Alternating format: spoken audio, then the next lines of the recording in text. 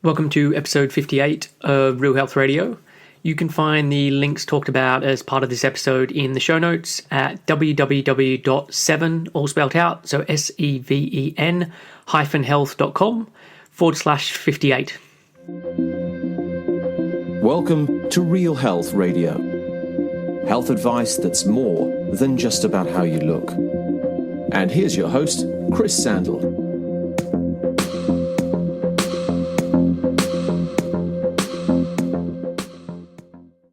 Hey everyone, and welcome back to another episode of Real Health Radio. It's another show where it's just me on my own, and this one's going to be a little shorter than usual.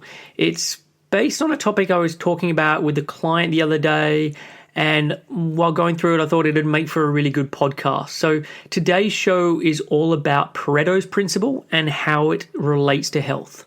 So to start with, what is Pareto's principle? It's a principle that looks at the inequality that naturally occurs in nature, in society, and many other areas of life. It was named after the economist Vilfredo Pareto. It's also referred to as the 80-20 principle. And I find that this can be a little confusing in the health arena because when people think of the 80-20 rule or the 80-20 principle, most people start to think about the idea that you eat healthy 80% of the time, and then for the other 20%, it's for the soul or enjoyment type of eating. So if this is the 80-20 you're thinking about, this is not the 80-20 principle that I'm talking about here. So the idea of Pareto's principle or the 80-20 principle was really hammered home to me a number of years ago while I was reading a book called 80-20 Sales and Marketing by a guy called Perry Marshall. Yes, this is a business book, but it led to a real aha moment for me that I think can easily be applied to health and making large improvements with a lot less effort.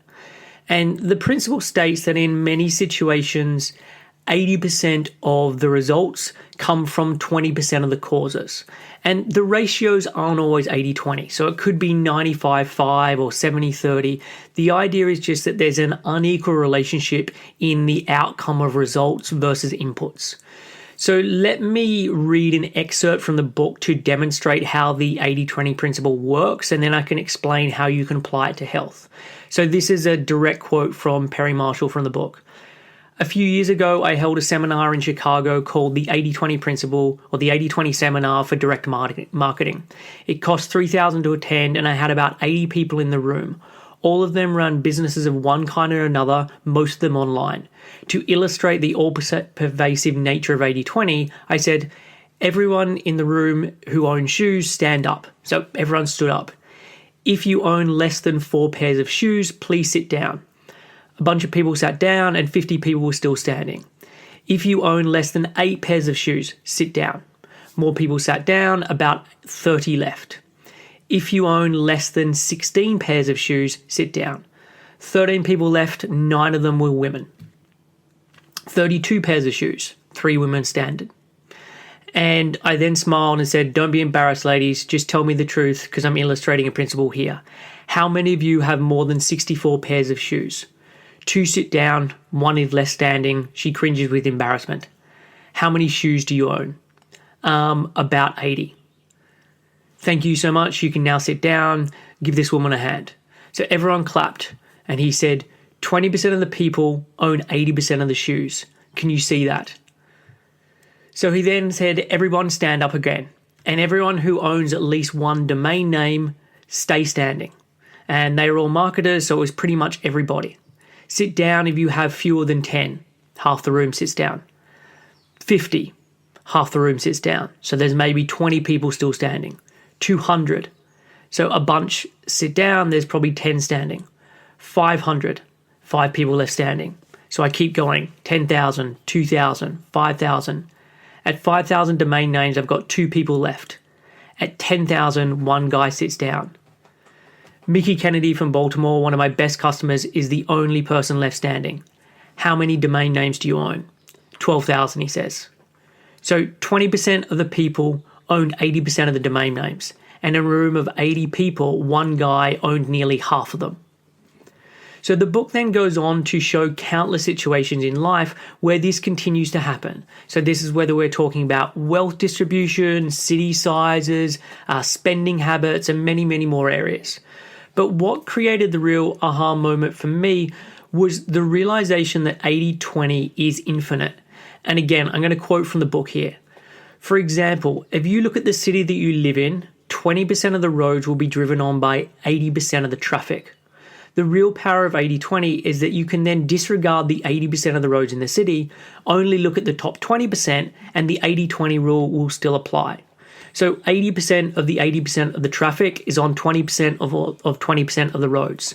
So that means 60% of the travelers drive on 4% of the roads. So that's 80-20 squared. Then we do it again. 80% of the 80% of the 80% of the traffic runs on 20% of the 20% of the 20% of the roads.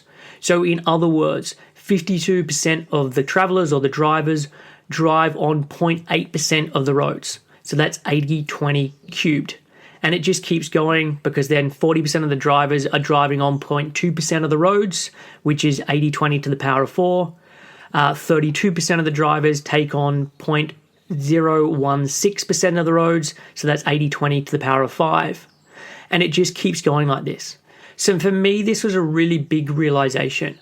And while the book is very much aimed at marketing and talking about it from a business or a marketing perspective, the same principles apply to health and nutrition. Most of the results that people see from nutrition or from health come from a couple of simple ideas. And it's because of that multiplication of factor of the 80-20 principle that it means that these simple ideas are then unequally beneficial in your favor. And this is really important because there's lots of ideas that you can read about online, you can read mentioned in different books, or your friends tell you about how amazingly well these things work for them. But in reality, there is probably a handful of things that matter most to you. Say like 3 to 5 things that account for 80% of the results you get or more. And so if I'm talking or thinking about me personally, like sleep is in my top 4 or 5 most important things, and it'll probably be the most important thing. And no matter how good health I am in, I need decent amounts of sleep. I need to be getting to bed around 10 or 10:30, and I need like 8 to 9 hours sleep with a preference more towards 9. And it has to be good quality sleep where it's like deep and undisturbed. And if I can do this, it is amazing how good I feel, but also amazing what I can then get away with. Like I can go really long gaps between my meals. I can do huge amounts of exercise. My diet can be not that great and not on point, and it just doesn't matter. But when I stop getting proper sleep, it's amazing how quickly I can then start to suffer.